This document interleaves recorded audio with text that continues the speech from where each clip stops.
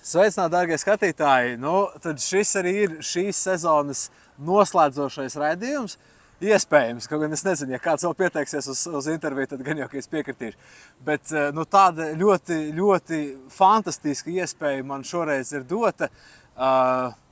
Kāds no jums droši vien, ka vairāk atcerēsies Rihardu no viņa izgājiena asamblējā, kur viņš sulīgi nahuj pasūtīja Krievu karakuģi, kur vēstījumu pilnībā pievienojos. Cits viņu varbūt tās zina, kā cilvēku, kurš tikko ir iekļuvis Eiroparlamentā kā deputāts, un ar to arī es no sirds priecājos un apsveicu. Paldies. Rihards Kols, dāmas un kungi. Sveiki. Liels prieks un pagodinājums, ka tu piekriti sarunai, ja gadījumā kas leksiku drīkst izmantot, ja prasās, bet nav obligāti. Varbūt tās jāsāk ir ar to pirmo svarīgo jautājumu. Tātad tās nav baumas, tas ir fakts, ka tu kā Saeimas deputāts, jau Eiroparlamenta deputāts, nelieto alkoholu. Es kā cilvēks. Kā cilvēks arī nelieto alkoholu. Vai jābūt statusam. Vai tu vari padalīties savā stāstā? Tā kā daudzi parasti saka, vai tev bija problēmas vai kaut kas tāds. Vienkārši no savas puses mierīgi, kā tu izdomāji nonākt šajā pusē? Viens ir droši vien tas personības izaugsme. Mēs kaut kādus nogriežus savā dzīvē noslēdzam, sākam jaunus un katram ir savi plusi un mīnus kaut kādās periodos bijuši. Un arī man bija pienācis brīdis, kur esmu nodibinājis, izveidojis ģimeni. Man aug divas lieliskas meitiņas, lieliskas sieva ir blakus pie pleca un papildus tam atbildīgs arī darbs, kas ir Saeimas deputāts tajā skaitā. Un bija tā, ka nav jau tā, ka es alkoholu nebūtu lietojis. Alkoholu esmu lietojis dažādās intensitātes pakāpēs. Protams, visi, es neteikšu visi, bet ir cilvēki, lielākā daļa droši vien tāds pīķis laikam ir studiju, kā vienmēr saka, tad ir varbūt mazāk izpratnē, kas un kā ir, tver visu pasauli, visa pasauli tev ir zem kājām. Tāda pieeja, un tas arī, protams, varbūt tāda filmu iespaidā Hollywoods vai kādu, kad tu vienmēr sāki studentu dzīvi, tad tu izbaudi. Bet, jā, alkohols es esmu lietojis un ir dažādas piedzīvotas tās pieredzes, pozitīvas, es nezinu, kā nosaukt, pozitīvi, tas labi pavadīts laiks, bet ir, protams, bijušas ne tik labas, varbūt tāds atmiņas. Kā visai. Es domāju tā, ka es arī tā pasos, ja man dzīvē kaut kādas tādas problēmas, kaut kādas sarežģījumi bijuši, kaut kādā mērā kaut kur apkārt ir figurējis alkohols. Un es domāju, ka, tas bija mans arī tāds lēmums, praktiski es tiku ievēlēts kā Saeimas ārlietu komisijas vadītājs. Tas ir ļoti atbildīgs amats, ļoti sanāk ikdienā strādāt ar ārvalstu kolēģiem, ar diplomātiem. Un tā vide jau ir tāda, ka vienreiz kāja paslīd un ar to tev arī ir viss. Un tas bija tā, kas vēl viens apsvērums, un nebija tā, ka es tagad tad pamazīt ņem tā, vienkārši viss vienā dienā, visas alkoholu vairs nelietoju. Protams, bija pašam tā interesanti, kā es ar to tikšu galā, kāds ir labs laiks, vakars, Saeimā intensīvas debats bijušas, mājās, to aliņu varētu, bet apiņa garša man patīk, es joprojām bezalkoholisku alu es lietoju, nav tā, ka nebūtu tādas, tāpat arī, piemēram, ziemas vakaros, vīns vai ne, sarkan vīns arī tā garša, un man par pārsteigumu nekas tāds nebija, nekāds tāds, kad tā kā bija tāds savulaika multene 90. rādīja pa Krievu kanāliem, pa Latvijas nebija, tie tās rietumu knapmakdaks un es nezinu, vai tu tas ar tas vecums. Mēs esam gan arī vienaudži. Un tur bija tas peles. Un tas viens, kam vienkārši viņš sajūta sieru, viņam acis aizgriezās un palīdzīgi. Tagad ir cik pagājuši? 6. gads. Jau tuņās noslēgsies, kopš nelietoju. Man pat īstenībā vajadzēja piepildīties, atcerēties, jo vienā brīdī tu vienkārši to nedomā. Pārstāj skaitīt, procesā ir bijušas visādas pieredzes cilvēkiem. Es nezinu, kāpēc, ja tu pasaki, nelieto alkoholu, tā... Nu, liekas, ka tev kaut kas galva nav kārtībā. Vai mēs esam tie, kuri problēmas. Jā, vai kaut kas baigās problēmas, vai baigās, es nezinu, tur trauma vai kas. Un pat sākumā man pat bija tā, aizvainojoši, ka man ir jāskaidro, kāpēc es nelietoju alkoholu. Tikpat labi man īstenībā vajadzēja, kāpēc tu lieto, kāpēc tu tagad lieto. Man tur, kā foršāk sajūtas, tam līdzīgi, bet citās dienās tu bez alkohola slikti visu laiku, tas sūdīgi jūties. Nē, zin, tā cilvēks arī pretrunās. Bet es nenosodu, katram ir brīva izvēle. Man īstenībā ir, es saukšu, bērnības draugi. Apzīmējums, vienīgie draugi.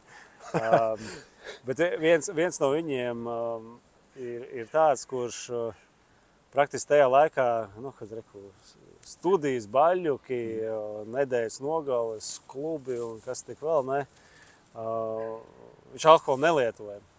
Viņš bija tas, kas visu laiku bija vienīgais, var teikt, tāds kristāli dzidrais. Un tagad? Un galvenais mēs viņam, zin kā, viņš nekad, mēs arī viņu nestrostājām. Nelieto. Bet tad visu kaut kādas teorijas mēs tur izvirzījām viņam, nezinu, alerģija, vēl kaut kas. Es nezinu, vai tas ir vai nav, bet, Dievs viņu. Tad ir interesanti, ka, arī tas laikam ir tāds posms, ka, kad tu ģimeni izvēl, tev ir atbildi. Tu nevari tā tik viegliprātīgi izrīkoties tā, ka, ziniet, mājās sieva ar bērniem un es tagad traļi vaļi došos. Nē, tu pārliec savā galvā tās arī prioritātes. Teikšu godīgi, tas alkohols jau pārsvarā ir, kad ir saistīts ar izklaidu. Kas saka, labi, ir tādi, kas saka, tur kortelīti, zin, tur 100 gramīs, kas arī ir fine. Tautas medicīna ir arī dažādiem efektiem. Ja tu viņu nelieto, ka tev no 100 gramiem pēc tam beigās vakars izvērš par litru, izdzert, tad viss ir ok. Un tad viņam bija tā, ka praktiski mēs apmainījāmies vietā. Es nelietoju, un viņš sāka lietot. Un viņam tur savu bija iemesli, kāpēc viņš tā, sāka, un viņš saka arī ģimeni, viss kārtībā, bet arī ne jau tā, ka pārstāvjam. Tad bija tā, ka viņš zvanē jau laižam, un es saku, nē, zinu, tur ģimeni, tā, viņš Un, tāda interesanta situācija sanākus, bet es skatos tagad ir, kur lieto alkoholu, man īpaši, sabiedrība īpaši neuzrunā. Protams, ir pieņemšanas, bet tā, kur pieņemsim, taisni nevar nostaigāt, es pat neesmu tādā sabiedrībā bijis. Kā es jau minu, tas posms bez mazai, vismaz, ka tādi līdzcilvēki ir bijuši, noslēdzies. Jo tu jau ap sevi arī veido to vidi, kādu tu pats gribi redzēt. Nevis, zini, kā es nevaru tagad tieši kur viss apkārt lido. Tā kā tas ir tāds, atvaino, ka gari sanāca. Nē, ļoti labi. Man tas pamudināja uz vairākiem citiem jautājumiem. Piemēram, jautājums ir, kādu tad atbildi tu izmantoji tagad cilvēkiem, kas tev prasa, tad ejam tagad uz ballīti vai kā? Un tu vienmēr ģimeni izmantoji kā argumentu, ka nē, es nē, vai tu izmantoji kaut kāds cits metods? Man reāli ir darbs, kas nav normatētais darbs, nav no 9 līdz 5. Pats es viņu kā veidoju. Man īsti vienkārši neatliekam laiku. Man ir citas nodarbes, man ir citas lietas, kā es aizpildu, varbūt, ja tas brīvais laiks ir. Viens no tiem, diemžēl, es tagad aktīvi to nevaru īstenot, bet esmu zemesardzē. 8. gadu, starp citu, jau kā veterāns. Teiksim tā, un tas bija tāds, kas diezgan daudz nedēļas nogales. Aizņēma tev piekdienas vakarā, viss jau ir jābūt uz mācībām, svētdienas vakarā tu esi mājās, viss jau pirmdien ir darbs. Un tā te, un tas bija diezgan intensīvi. Kur vīriešiem ieteikums ir? Gribu samazināt risku lietot alkoholu pa piekdienām, sestdienām, ja stājas zemesardzē. Jā, un tur vēl, starp citu, par mācībām tev arī vēl samaksās. Naudu, kur tu vairs negribēs nozert. Kaut kā ieguldīs kaut kādās citās noderīgākās lietās. Bet es saku, es nenosodu cilvēkus, kas lieto alkoholu. Katram ir tā brīva izvēle. Pārmērīga alkohola lietošana ir skaidrs, vēl mēs viņu liekam uz etiķetēm. Ir kaitīga veselībai, un ne tikai veselībai, bet es domāju sabiedrības mieram un drošībai. Jo tomēr, ja mēs pasamies tādi lieli sūdi cilvēkiem, pieņemsim, braukšanas dzērumā. Cik tur cik tur to vajag, ka tu vienkārši pārvalc treknus, strīpus savas nākotnes iespējām. Dievs ar savām? Nē, tas ir savām, bet otrs, protams, tā apdraud jebkuru līdzcilvēku. Latvija, diemžēl, vēl joprojām diezgan augstu rādītāju tieši satiksmes negadījumiem ar bojā gājušiem, kur ir alkohola klātbūtne. Daudz teiks, jā, bet ir jau tie, kas tagad ir vispār grūti pateikt, salietojušies tur narkotikas vai tam līdzīgi, bet tomēr dominējošais ir alkohols. Viņš ir pieejams, viņš ir nosacīti lēts, tā ir legāla lieta, un nevienam nav ierobežojums, cik viņš daudz drīkst izdzert. Un tas... Es nezinu, šeit ir vislabākais daktars Apins, kas varēs iedot tos visu psihoanalītiskos griezumus, kādai viens vai otrs tur lieto. Un tā kā... Tu pamanīji kaut kāds, labi, 6 gadi ir gan arī rīķie, bet varbūt tu vienkārši vēl atceries, kā izmainījās tavu personiskā pašsajūta. Teiksim, tad paiet tas pirmais mēnesis, tas otrais, tas pusgads. Tu atceries, kāda tev bija tā, piemēram, mentālā pašsajūta, tad, kad tu lietoji un salīdzinot ar, piemēram, tagad? Es teiktu tā, ka tas arī novērojams arī no sievas. Es mazāk biju uzvilkts. Mazāk kaut kāds, ne jau tas, ka es tā kauties ar ko, bet tā agresija praktiski, vai pat ne agresija, bet saērcinies pa jeb mazāko tāds, nepacietīgs vēl kaut kā. Tā kā pēc tam tāds, daudz mierīgāks, lietas uztvēr mierīgāk, nesāsinātāk. Kaut gan tas man nav mainījis manu temperamentu. Es vēl diezgan temperamentīgs esmu, un kā jau tu minēji, tur vienā pasākumā arī var pateikt skarbāku vārdu. Ja. Bet vajag? Jā. Tad arī vajadzēja? Vajag, jā. Tā kā tās izmaiņas, nekas nav negatīvs, praktiski. Ja? Nekas nav negatīvs. Man arī otra lieta bija tāds, arī, tas gan ir tāds netikums smēķēšana. Es smēķēju un Aizvien? Nē. Es saku, tas man arī ir veiksmīgi pagātnē, jo tagad laikam jau 2,5 gadi sanāk. Jā. Un tur gan es jūtu tā, ka plaušas izventilēs, oža uzlabojas, garša uzlabojas. Es pat īstenībā tā pabrīnījos, kā tik ilgi varēja tā, ka... Izrādās, ka dzīve ir arī krāsas. Jā. Ar smēķēšanu es teikšu tā, man bija grūtāk. Daudz grūtāk. Alkohola praktiski. Viss. Tu vari to pašu bezalkoholisku aliņu, ja tev tīri, tad tiešām apiņa garša. Ne jau tas reibuns, bet apiņa garša. Tagad jau mūsdienās ir gan vīni, gan džini. Un īstenībā teikšu godīgi, viņi ļoti tuvu pēc garšas ir tam bezalkoholiskais džins, kokteili uztaisīts, nejūt atšķirību. Jā. Tur es domāju, tas labs pat tāds sasūcoties, ka placebo efekts jau iedarbojas. Es tev pateikšu, ka ir pat reāli eksperimenti, kas tiešām arī to pierāda. Godvārds ir reāli eksperimenti, kur man pat šķiet, ka tas bija tepat B-bārā. Jā. Kur taisīja bezalkoholiskos kokteļus, un arī pēc 2-3 kokteļu cilvēki atraisījās, pēkšņi sāk, it kā viņiem iestājās šis te alkohola dotais atslābinājums, tā relaksācija, tā komunikabilitāte un viss. Un viņiem pēc tam iznāk ārā bārmeni, saka, bet tas bija bezalkoholiskais. Tad jautājums, pēc kam jūs lietojat alkoholu? Tikai tāpēc, ka tas ir placebo lielākā. Ir. Ko es varētu teikt? Liekas, prāts ir skaidrāks. Viņš ir skaidrāks un atmiņa.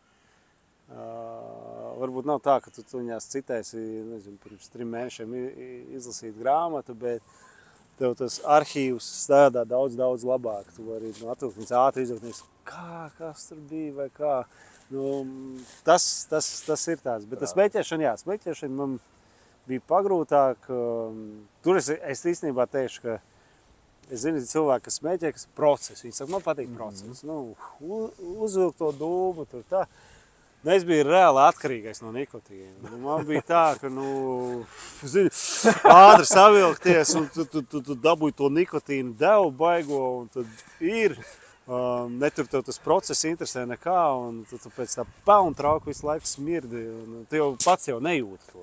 Tas nejūt, bet tu staigā un vienkārši ārprāts. Es tagad es ļoti izteiksmīgi jūtu, man arī ir tā, ka tā smaka diezgan... Nu jau tā ir smaka. Tā ir smaka tieši tā, bet tur bija tā, ka ar smēķēšanu cilvēkam nedrīkst tā teikt, tas neveicinās, ka kādam varbūt pieņem pozitīvu lēmumu, bet baigi svars aizgāja augšā.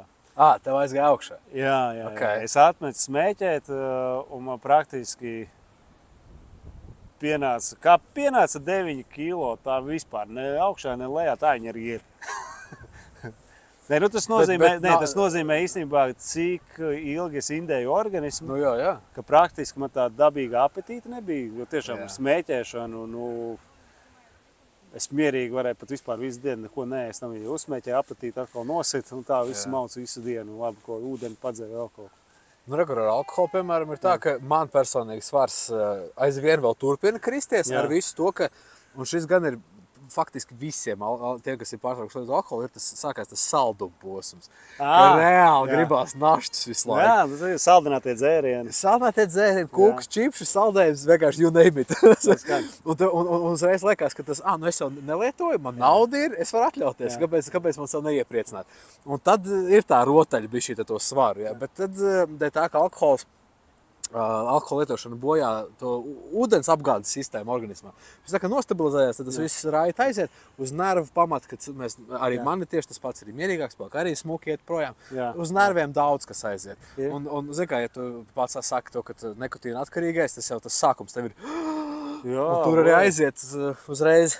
Man bija tā, ka ar smēķēšanu tur bija, ka tu dūmu ievēlas, ka tu pilnīgi jūt, kā tev par tām asīm tas nikotīns, var teikt, pirmie dūmi. Tev liekas, viss, man tagad ir asāks prāks, koncentrēšanās.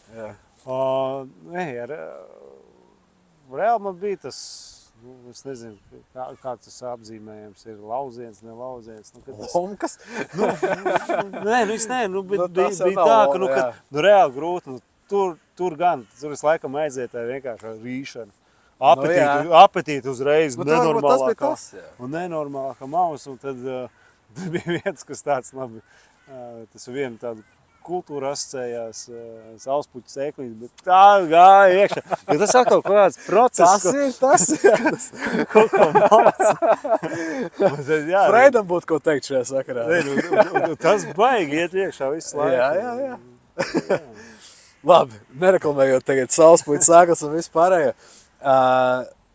Nacionāla apvienība. Es esmu piefiksējis to, ka, piemēram, priekšsādātājs Raivis Dzinters, viņš tā diezgan atturīgs ir dažādos lēmumos, kas saistās ar atbalstu veselības ministrijai. Mums ir kādreiz... Kādā ziņā veselības ministrijai? Kad nāk priekšlikumi, piemēram, par grozījumiem alkohola nozares apritē. Mums ir diezgan praktiski, jo stingrāk,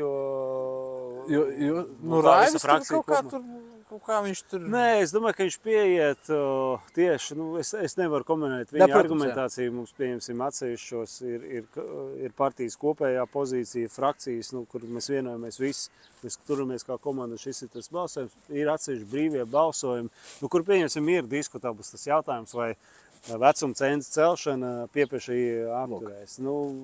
Es tagad atkal, kā tas varbūt nav pareizi pieeja, tas kā alkohola nelietājs, maksimums. Visi maksimums, akcijas nodokli, lai iet augšā, un tur visi argumenti, bet tad visi lietos nelegālu alkoholu. Arī nevajag pārspīlēt. Es šaubos, vai tas, kas visu laiku Vinčaku dzēra, tagad izbudzērs vai vēl kaut ko. Es pārspīlēju, bet es šeit ko tādam balansam, Nu, man liekas, pieņemsim, tas ir mans personīgais viedoklis, kas pat nesaistīja to, ka es alkoholu nelietoju. Man liekas absurdi, ka mēs benzīntākos tirgojam alkoholu. Nē, nu tādās daudz saka, nu jā, bet benzīntāks tas vienīgā bode, kas laukos, pieņemsim, ir reģionos. Nu, pirmkārt, tur ar kājām neviens benzīntāk, nu reti, kad droši vien iet, es pieļauju ar transportu nokļūt, nu, es domāju, ir mazāks bodīts, kur tu vari iegādāties noteiktajā laikā. Nu, tas ir tāds, atkal, stereotipos varbūt balstīts, kad rekur ir pohiņa, vajag salāpīties. Nu, benzīntanks ar mašīnu es varu aizbraukt. No. Jā, nē, nu... Bet tu saproti, bet tā ir, es tev pilnīgi piekrītu, tāpēc, ka tā ir tā spekulācija, kas ir realitātē, ka tātad mums ir lobby puse, kas spēlē tikai vienīgi uz datiem, kurus mēs nevaram aprēķināt. Visu mēs varētu pakāpenis darīt, protams. Nu, pieņemsim, viens, ko nu noteikti varētu mēs no benzīntākiem iznest, stipru alkoholu. Jā. Nu... Varbūt paslēpt viņu tā kā cigaretes ir paslēpts. Nē, pat ne paslēpt. Nu, priekš kam to benzīntākā šņābis, viskijas un tādu reku alīšu vai vēl kaut kas. Nu, atkal. Es tagad nonāku pretās. Es pasaku, ka vispār nevajadzētu benzīntākā. Jā. Bet, nu, politika jau ir tas trauslais balans, kas tev ir jāatrod, jo nu, tu vari iet stoiski uz priekšu, rekur ir mana taisnība, bet tu jau negūsi atbalstu. Līdz ar to, kāda ir pievienotā vērtība tam stoismam, nu, protams, ka nu, tu nepanāc rezultātu, kaut kādā rezultātu tajā virzienā, kas to jomu uzlabo. Nu, piemēram, alkohola patēriņa samazināšana Latvijā. Ir virkne lietas, kas, pieņemsim, arī var regulēt tās pašas laimīgās stundas. Jā. Tās ir tikai vērsts uz to, lai tu nodzertos. Jā. Tikai un vienīgi. Pērc vienu, dabūj divus pa vienu cenu. Nu, tas ir uz ko vērsts. Nu, skaidrs, ka tas nav vērsts uz peļņu. Jo tu kā, nu, tas loģika, ir divi kā pa vienu cenu. Tu zaudē. Skaidrs, ka tas ir tātad, jo tu droši vien alkoholu lieto. Tu pieņemsim tajās laimīgās stundās tieši vēl speciāli gaidi. Jā. Un tad tu zini, ka tagad man 2 stundās ir maksimums. Maksimums, jo es pa lēto varēšu normāli norēt, un tad tu pazaudē to kontroli droši vien, un tad beigās tad tev laimīgā stunda beidzas, tev jau žvinguls ir droši vien pamatīgais, un tad tev vienalga, cik tu tam alkoholam iztērē. Tu pazaudē laiku izjūtu, tu pazaudē to mēra sajūtu, un īstenībā, nu kā, nu ar alkoholu tas gradācija, nu neviens alkoholu vairāk lietojot nepaliek racionālāks. Jā? Tieši ir otrādi.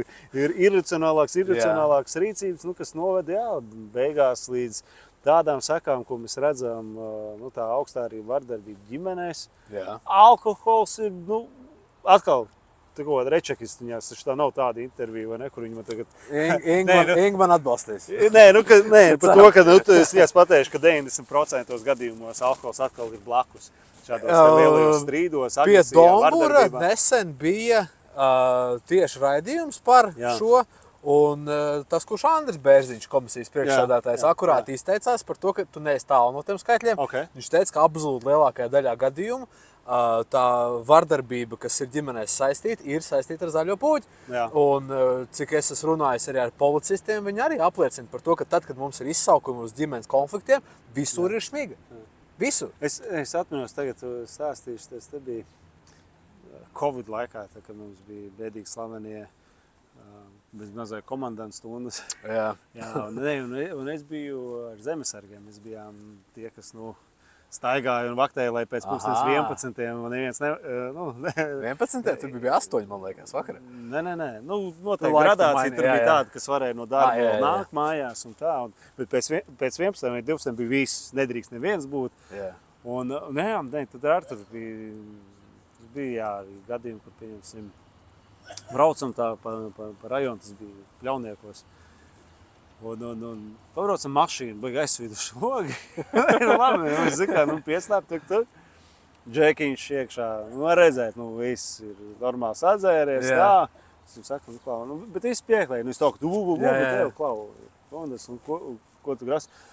Nē, es prasu, pie draudzenes grasies braukt. Nu, viņš dzērs tam. Nu, kas es mašīnā palikšu tam līdzīgi. Mēs tādu, nē, vecīt. Mēs ir būt, ja mēs aizbrauksim, viņš bija iesnes un brauks. Nē, beigās mēs tā, ka mēs jau teicām, reku, šurp atslēgas, aizslēdz mašīnu, kā priekšā, kur ir draudzene. Jā, ne, viņš draudzene, laikam, bija sastrīdējis vai kaut kas tam līdzīgs. Nu jā, drāma bija. Tad mēs viņā tajā žvingulī aizvedām. Bet redz, nu atkal droši vien, alkohols ir bijis, atkal ir tāds stulbs lēmums, ko viņam paveicās, ka bija zemesargi saprātīgi ar policistiem, kas aizveda līdz mājām. Tā kā... Mēs tā pafilozofējam tagad. Nu tā, jo es sāku prātot, es būtu gatavs iemainīt, atļaut tirgot benzīna tankā alkoholu, bet pilnīgi nulles politiku uz ceļu. Tā, ka tu nespekulē par to, ka vai drīkstēji vienu, vai nedrīkstēji vienu, ka tu zini, ka tu esi iedzēris, tātad tu esi iesties pie stūras vairs nevar. Nulle. Ir valsts, kur laikam ir nulle. Jā, ir. Ir, jā. Man šķiet, ka tāpat ir Polija, salīdzinoši netālu. Jā, jautājums... Vai tas apturēs sēsties pie stūras, nesēsties pie stūras zārumā? Kad ir nulle.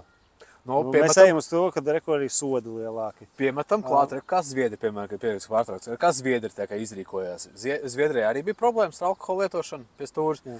Un viņi panāca divas kapitālas izmaiņas. Pirmā bija tā, ka viņi panāca sabiedrībā tādu izteikti nosodījumu sajūtu pret dzērēju šoferiem. Un otrs tas, ka viņi šo pārkāpumu pielīdzināja slepkavības mēģinājumu. Mums arī ir 116. pāns, no 5 līdz 20. Labi, 20 ne, bet ja 5 gadu brīvības atņemšana, es domāju, tas gan varētu motivēt. Nē, zin kā, ja mērķis ir cilvēks salikt cietumā, tad jā. Nē, mērķis ir viņus... Zviedrija mums drusku savādāk sabiedrība, viņi ir atbildīga sabiedrība. Es domāju, turpat bez tādiem drastiskiem likumiem ir ļoti liela atbildība. Mums, mēs redzam, tagad ir sodi paaugstināti, absolūti paaugstināti, krimināla atbildība, absolūti. Bet vēl joprojām tas neatur nedēļas nogales. Nē, ir tas, ka, ko tu izdarīsi? Uzliksi sodu. Ok, viņš aizies ēna ekonomikā. Lielākoties ir recidīvis. Aizies ēna ekonomikā, strādās, aploksnēs saņēmis. Jo viņš oficiāli nevarēs būt, jo viss ieturēs, lai sodu apmaksās pārējo. Tālāk atņemsim autovadītāju tiesības. Kāds ir atturējis bez tiesībām braukt? Tā lieta.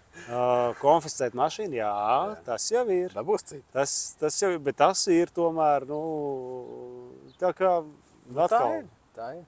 Mēs varam uzlikt pamatīgi striktu, bet vai tas uzvedības normas kopumā mainīs? Nē, cilvēkiem vajadzētu līdz cilvēkiem. Ir atbildīgi. Nekad jau tas, kas salietojas alkoholu tādos apjomos arī, kas jau ir pārkāpjo likumā atļautās normas, ka viņš to ir viens darījis. Pārsvarā tas ir bravūras efekts, kur es tagad esmu, tuņās es visur aizbraukšu, durvis ar kājām, visur vēršu vaļā. Tur īstenībā vajadzētu, tā ir filozofija. Jā.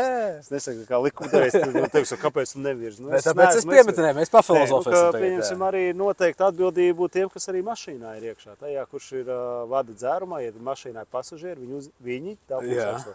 Jo viņa atbildība bija viņu novērst viņu vispār sēšanas pie stūras. Es tagad nezinu, man tāks, ka kaut kas tāds ir. Bija tas kaut kas tāds. Jaunais, šitais bija smieklīgs gadījums. Es vienkārši tagad kaut kāds 1. vai 2. janvārs, tad tagad apskats, protams, ka kā mēs esam kārtībā reiz uzvadušies Ziemassvētkos jaunajā gadā. Izziņots par reidiem iepriekš, zināja, ka būs. Un kaut kāds vīrietis, viņa reids bija pie Berģiem, tur Juglas galā, pie muzeja. Un visus tur stādina pēc kārtas, un vīrietim viņš iepūš, viņam 0,8 promils. Un tad, protams, ka viss sakas, kā iestājās saskaņā ar to, blakus sievas sēž pa nulēm. Un man rodās jautājums, tu tik ļoti neusticies sievas vadīšanai, tāpēc, ka viņi pat noskaidroja, ka viņai ir tiesības. Viņš vienkārši viņai nedēļ braukt. Nē, redz, viņam bija droši vien jūtos labi. Jā. Varbūt es, atkal... Es gan neesmu pārliecināts, kā uz 0,8 promils var nejust. Jo 0,5 ir vērā ņemums arī mums. Tagad tu pēc 6 gadiem tu to ļoti labi varētu saprast. Kad tu iedzerti kaut vai to pašu vienu aliņu, tu riktīgi jocīgi sajustos. Jā, nē, to tu jūt, bet es domāju, ka te jau tā problēma, es domāju, ka tie grozījumi, kas atkal ir daudz iebildes, ka tas neko nemainīs, ka pirmkārt apturēt jau tirdzniecības svētdienā jau no 2 un atsākt tikai, vai tas ir pirmdienas vakars vai kā, jo salāpīšanās. Jā. Tas ir tas, kur man liekas, cilvēks vairs nejūt. Viņš ir kā, viņam liekas, man liekas, galva sāp, aliņas uzmaucā, aliņš, kā jau visi saka, uz oglītēm. Uzlies reiz liesmiņi ir. Tā sajūta, viņam jau liekas, ka man jau nekas nav. Viņam īstenībā asinīs jau tas alkohols koncentrēts. Tā jau tās 4 promils arī savācās. Galva varbūt jau ir daudz maz skaidrāk, bet asinīs jau tev, tu tik ātri to nedabūji ārā. Tieši tā. Tā arī ir tur tās 4 promils, tieši tas ir tas, kā savāc, tās ir vairākas dienas. Ka pieņemsim, ar laivu brauc pārbauda kāds vai nevada alkoholu? Principā vajadzētu. Nē, ir. Īstenībā ir laivu tiesības un uz Daugavas saulē bija, ka policija apstādināja. Nē, ka policija apstādināja.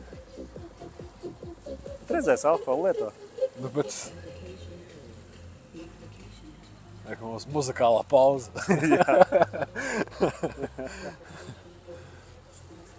Jā, tā ir kultūra, es domāju, sabiedrībā kopumā. Kultūra ir ļoti labs temats īstenībā, par ko parunāt, jo vai tiešām tā dzeršana latviskajā kultūrā ir tik ļoti iekodēta.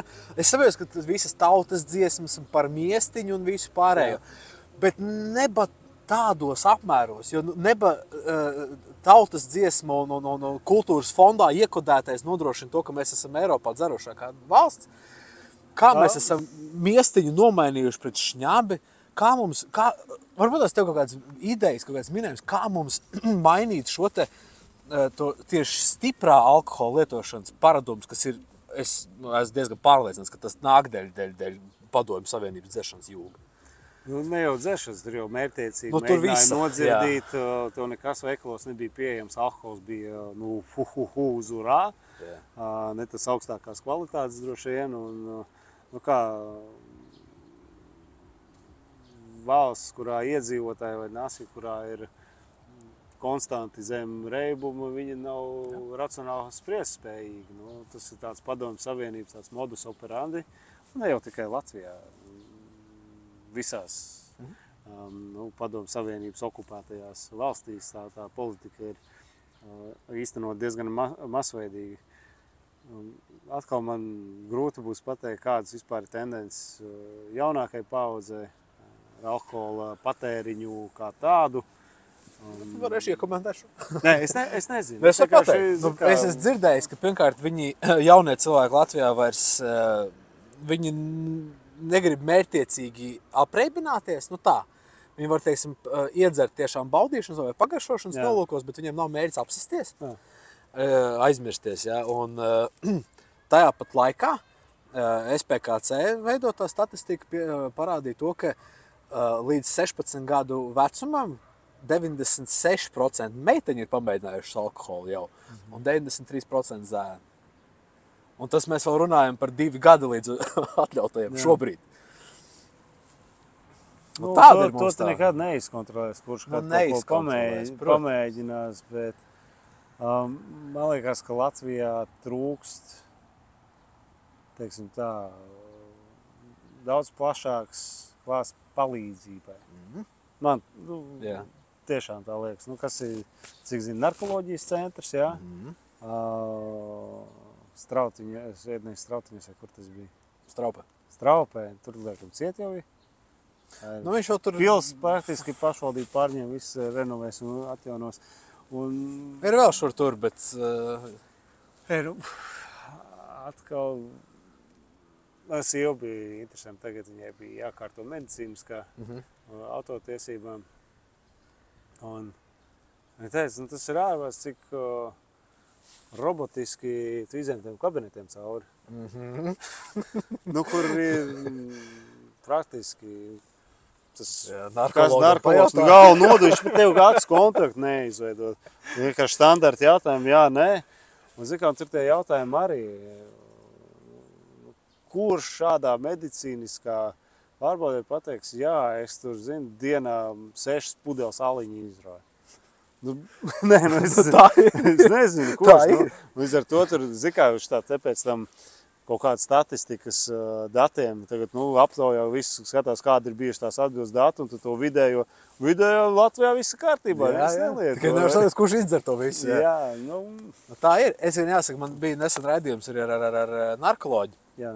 Velgu Sudrabu, un viņi teica to, ka sāk strādāt pie šī, jo patiesībā sakot, pateicoties tieši šim te narkologu darbam, ko viņi dara saistībā ar medicīnisko iziešanu, viņi vienkārši degradē narkologu profesiju kā tādu. Jo mēs tiešām saprotam to, ka ir cilvēki, kas var sastādīt plānu, palīdzēt tev iziet no atkarības, un tad ir tādi, kas vienkārši, kad tu pēdējo reizi dzēri, labi, var neatbildēt, es tev ticu. Un viss.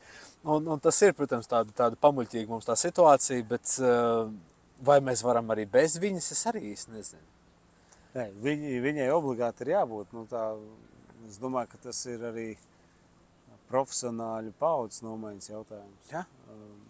Atkal, es negribu visu slikt vienā groziņā, bet šādās te, kur ir parasti kaut kas atkarīgs vai no viena vai no otra slēdziena sniegšanas vienmēr, bet plauka korupcija. Protams. Tādā ziņā, ka, jā. Nākošā mūsu kultūras īpašība. Atkal tā ir spekulācijas. Man nav pierādījumi, bet man ir tāda, iekšējā balss saka, ka tas iespējams 90. gados. Tāpat kā uz ceļa, mēs to, paldies Dievam, es redzu, ka ļoti varbūt epizodiski parādās kaut kāds gadījums, kur ir kāds kukulu devis vai kā.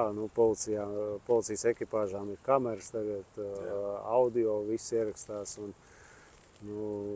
Dievs man saka, ja kaut kāds muļķis ir, tad atkal droši vien ir racionālā spriedspēja atslēgt ar alkoholu, un tad viņš piedāvā, ko pēc tam ne tikai tas, ka tu alkoholu rebumā vadīji, bet arī krimināla atbildība par kukuļu došanu un tam līdzīgi, kas cilvēks īstenībā nolem tā, ka pārvalkt treknu, svītru vispār kaut kādām iespējām. Ja tas narkoloģiskajā uzskaitā vispārējā, ieroču nesāšanas atļaujas, ne autovadītāja tiesības, kur vēl vairāk... Būsim godīgi, Rīgā nebūtu korķi, ja tur pie narkologiem taisnību teikt. Cilvēki. Jā, tas iespējams, ka tā. Jā. Kas mums varētu tā kā, riktīgi palīdzēt? Izglītības? Izglītības ministrija var tās ir vērts sadarboties ar veselības ministriju un plašākā tvērēnā par šo runāt. Jo tā problēma ir, arī bija raidījums, piemēram. Es domāju, ka piedod, ka es tā varbūt es tagad tā mēģinu. Jā. Es šeit neko neizdomāšu tādu, kas mainīs tulītēji. Man liekas tāds, kas ir tie paši dzērāji šoferi, kas tiek pieķerti. Ne tikai tas, ka tur ir atbildība ļoti strikta noteikta, bet piespiedu darbs, mēnesi morgā. Strādā. Redzi to, atkal, es kaut kur parkus. Jā, bet konkrēti. Tur, vai arī atbalsts, pieņemsim, glābējiem tajās smagajās avārijās, kas ir palīdzēt cietušos izgūt, praktiski koncerbuņģis ārā, kur ir praktiski cilvēks jau pat daļām. Es domāju, ka tajos brīžos ir tās kaut kāds varbūt atklās, bet ir, es pieļauju, ir tāda, ka tā ir, smaga mums problēma. Tagad nesen bija tie dati jaunie par tieši vīriešu vidū pašnāvības īpatsvars augstākais Eiropā, un tur arī bija vairāk kā 50% ir alkohola rebumā tās pašnāvības izdarīts. Tas ir jautājums par Es domāju, ka līdzcilvēku atbildību, cik mums nav gadījušies, tagad varbūt tā situācija uzlabojās, bet atminos agrāk, vai pa vecerīgu vai kaut kur gāja un reāli pārdzēries cilvēks vai kāds vienkārši guļ. Un īstenībā cilvēki iet garām. Jā. Reāli iet garām. Un tāpēc, ka tā ir laikam pierasta aina vai kaut kā tā? Bet tu,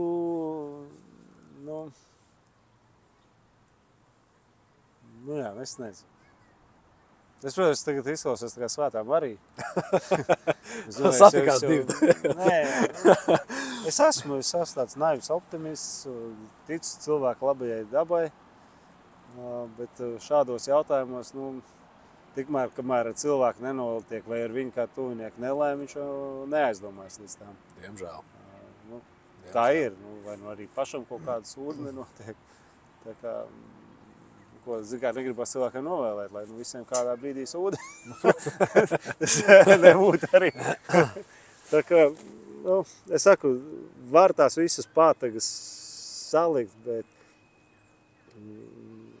drakoniski vērsties. Es domāju, ka tas izglītība bija jau skolās. Veselības mācības, atminās, manā laikā bija. Bija. Bet alkoholu jau tur, tur jau tā lieta. Mazāk kaut kas vispār tika stāstīts. Es tagad novadīju 3 lekcijas vienā Babītas skolā. Un visām 7. klasēm, visām 8. klasēm, visām 9. klasēm. Un es pilnīgi redzu tajos jaunajos cilvēkos, ka tas, ko es viņiem stāstu, tos faktus, ko ir iespējams izlasīt pētījumos un ko mēs varam vispār sagrābstīt pa malām, viņi redz to, ka it kā pirmoreiz dzirdēt. Jo viņi ir pieraduši pie tā, ka mājās vecāki lieto, viņiem ir nepārtraukts reklāmas internetā, viņiem kino un teātri, labi, ja viņi iet uz teātri, bet kino aktīvi lieto, tas tiek glorificēts, un viņi īsti neaizdomājās tādā ilgtermiņā. Ir tādas mazās lietiņas, kas man tā liekas, tas ir kādu mēs vidi radam arī bērniem. Atkal es izklausīšos kā jauno Marija 2. Tas pats bērnu šampanietis. Jā. Nē, bet pēc idejas mēs kultūru attīstam to, ka kāpēc tā nevar vienkārši limpeni būt? Nē, parasti limpeni. Bet, nē, kā, tagad ar teiks, gan jau tu pats savām meitām, jā, es dzimenē, es tieši mežrozīt vai kā. Mežazaru, jā. Jā, mežazaru. Bet tas viss veidojums ir kā šampanietis. Jā, pudeles šampanieši. Tik līdz, un tad arī tā kultūra izveidojas to, ka svētku neatņemama sastāvdaļa ir alkohols. Es varu tikai atgādināt šitā te George Clooney veiksmīgo izgājienu ar Martīni. Tas principā arī sākās. Tas koncepts par to, ka tev ir Martīni no partija. Ka tas koncepts ir tāds, ka tev ir, tiklīdz ir pasākums, kaut kāds pozitīvs notikums, tā tev jābūt uzreiz ar alkoholu nesaistību. Vai arī principā?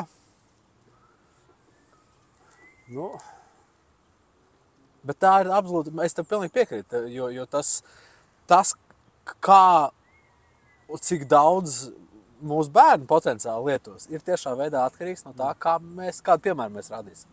Tas tā ir, un šo arī man Nikits Bezborodovs arī apstiprināja. Un vienkārši mums kā pieaugušajiem ir jāsako līdz tam, kādu piemēru mēs rādam. 3 noslēdzošie jautājumi. Viens ātrs, iespējams, tu negribēsi vispār uz viņu atbildēt, un tad mēs iesim tālāk. Lobijs. Cik ļoti spēcīgi strādā, lai panāktu to, ka noraida grozījums Saeimā? Cik daudz viņi iet runā ar cilvēkiem? Protams, ka ir spēcīgs. Ir jārēķinās, ka tā tomēr ir daudz miljonu joma. Ļoti, man tā liekas, laikam ienesīga arī. Tajā ziņā tā kā, tas, ko mēs arī tā, diskusijās, es neesmu Tautsaimniecības komisijā, bet mani kolēģi atrast to balansu, protams, pēc iespējas atbalstīt vietējo, tāds ir, bet vietējiem mums ir pārsvarā, mazi, tādi var teikt, hobiji tipa, vai tas ir, un arī pārsvarā vieglais alkohols. Mazie alus ražotāji. Arī tā drīkst teikt vieglais, nestīvs. Mazais alus ražotāji. Sagāpās vīksti, mazākais jaunums. Jā, un skaidrs, ka tas lobijs ir liels un ir jāsako līdzi tomēr viens vai otrs grozījums, ja tiek iesniegts, kas ir praktiski labvēlīgs nozarē, tad no kurienes aug kājas. Es atminos, neminēšu, kurš, bet ir deputāts viens bija, kurš viņam jautāja, bet kā, no kurienes šie grozījumi, ko jūs tā iesniedzāt, tam līdzīgi, man atsūtīja. Tā kā jūs, viņš pateica, es esmu tautas ievēlēts kalps, man sūta 10 e-pasta priekšlikumi, es visu sniedz iekšā, te jau Saeima lai lem, vai tas ir ok vai nav. Nu, super! Tas profesionāli darbā. bet tā ir arī realitāte. Dažreiz pēc kā neaizdomājas, vai tur nav kaut kādā, kas izskatās no virspusē, jā, labs, bet tur iepīts ir kaut kas tāds, kas rezultēsies pa labu nozīmi, nevis tā, ka sakārtot viņu. Tā kā nē, mums jau ir lobby likums. Nu, mums ir, jā. Jā, jautājums, cik viņš aktīvi tiek piemērots praksē, tas ir, lakamoši. Jā. Es izdomāju vienu netīšo citu jautājumu. Mums bija pavisam nesen nofigurēja informācija to, ka caur Latviju uz Krieviju visvairāk plūst alkoholu. Jā, nav jau aizliegts uz Krieviju alkohola tirzniecību, tādas sankcijas nav. Tas, ko mēs, protams, esam vēršuši uzmanību Latvijas uzņēmumiem, ka piedāvāja entās programmas pārorientēt eksporta tirgus visu pārējo. Ka, ja nonāk sauzās Krievijas tirgu, neviens neskries palīgā, un tas ir augsta riska, un tas ir maigi teikts augsta riska. Es uzskatu, ka tā ir asins nauda, ko viņi pelna. Viņi, tie, kas uzņēmumi vēl joprojām darbojas Krievijas tirgu, darbina nāves mašinēriju, Ukraiņu asinīm. Un, pārsvarā es jau saprotu, ir jau kaut kāds sižets bijis, ka tas pārsvarā ir tranzīts, kas aiziet nevis šeit ražotā produkcija. Protams, mēs visi zinām, kas ir lielākais šeit vietējais Ambers ražotājs, un kas ir arī īpašnieks, un kam noteikti ir plašāk galerija Krievijā. Tā ir tas jautājums. Bija jau tie aicinājumi arī, un es nezinu, cik tā tie grozījumi ir, kur attiecīgi jānorāda, vai šī ir Krievijas prece, vai arī tas, kas eksportē. Otra lieta, ko mēs arī rosinājām, ka tie, kas turpina, neskatoties uz šo visu situāciju, darboties Krievijas tirgu, būtu jāievieš kara nodoklis. Nodeva praktiski tāda. Daudz var teiks, vai mēs te tagad pelnam arī uz Ukraiņu dzīvībām un asinīm. Nē, īstenībā tur var paredzēt atsevišķa speciālā budžeta sadaļa, kur šie ieņēmumi tiek novirzīti Ukraiņas atbalstam, militārā ekipējuma iegādēm tā tālāk. Atsevišķi viss, kas nāk no šī. Un, piemēram, arī jautās, kā noteiks, kā to nodevu, tā apjoma daļa, ko tu Krievijā samaksā. Un tad nodokļos var samaksā. Un tad tas būs absolūti uzņēmēji izvēle, vai viņam vispār tur ir rentabli darboties, vai šis pasākums vairs nav viņam izdarīts. Ja viņam vēl joprojām tā ir viņa darbība, kamēr Eiropa nav pieņems tāds ierobežojums, īsti laikam nevar darīt. Bet es pieļauju, tas ir mans pieļaujums ļoti tāds, teiksim, nav balstīts tādā empiriskā. Tas, ka kaut kādā brīdī jau to robežu vajadzētu aizkopēt pavisam cieši. Vajadzētu gan. Ne tikai Latvija, bet tas būtu koordinējums Somija, Baltijas valsts, Polija. Nav jāaizver uz pusgadu, aizveram kaut kāds 2 nedēļām, 3 nedēļām. Tad redzēsim. Jā, tieši tā. Ļoti labi. Tā, priekšpēdējais jautājums. Vai tu gribētu kaut kādā nebūtu veidā motivēt, teiksim, jaunos vīriešus vai jebkādu cilvēku, kāpēc vajadzētu vismaz pamēģināt padzīvot Skaidrā? Vismaz iedot sev iespēju uzzināt, kā tas ir. Es domāju, katrs piedzīvo, gan jau ir kaut kāds, es pieņemu, tas jau ir jau mums katram no pieredzes, ka ir kāda smagāka balīte bijusi. Viss. Tur mēnesis, 2, tad atkal nākamais baļuks, citi kā tā pamazām, un tad atkal kaut kāds baļuks. Un tas cikls, tā kā katrs jau ir piedzīvojis to, ka nelieto alkoholu. Vienkārši pasīties, vai tajā periodā tev dzīve nav labāka. Vienkārši tīri pats paanalizē. Burvīgi. Nav tāda vienota, ka tagad būs un tā mainīsies. Nē, katram ir individuāla pieredze un absolūti, kā es jau sākumā teicu, man nav nekas pret, ka cilvēki lieto alkoholu atbildīgi, brīvi izvēle, lai to dara, bet es saku, galvenais neapdraud pats sevi, kur vēl vairāk tuvākos, apkārtējos, tu to prātīgi dari, tas paņem. Okay. Un noslēdzošais jautājums tradicionālais, kur tieši muzikāla fonā. Vai tev ir kāds jautājums man, ko tu gribētu pajautāt? Ne obligāti par alkoholu tēmu.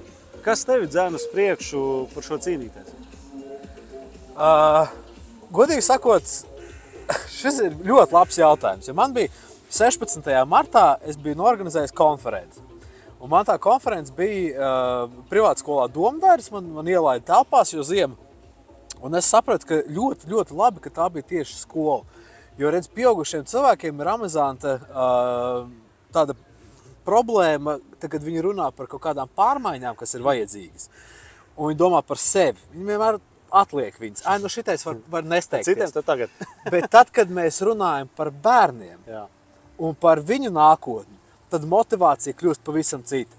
Atbild uz tavu jautājumu, jo es vienkārši gribu kaut vai par kripatu padarīt Latviju bērniem, visiem bērniem, drošāku, mierīgāku un brīvāku no alkohola radītām negatīvajām sekām. Un mēs labi zinām, kāds tās tāds ir. Tas ir ļoti cēl un paldies ko tu dari. Paldies. Paldies arī jums, dargie skatītāji. Nu ko, te nu izskanēja šī pēdējais raidījums šajā sezonā. Tiekamies augusta beigās uz nelielu atstāstiem par to, kā tas ir, kad 2 gadi nelietojau. Un nākošajā gadā atgriežos ar jauniem raidījumiem, jauniem stāstiem un sūtīsim labas domas Kolkungam jaunā darba vietā Beļģijā. Paldies. Paldies. Labi, tā.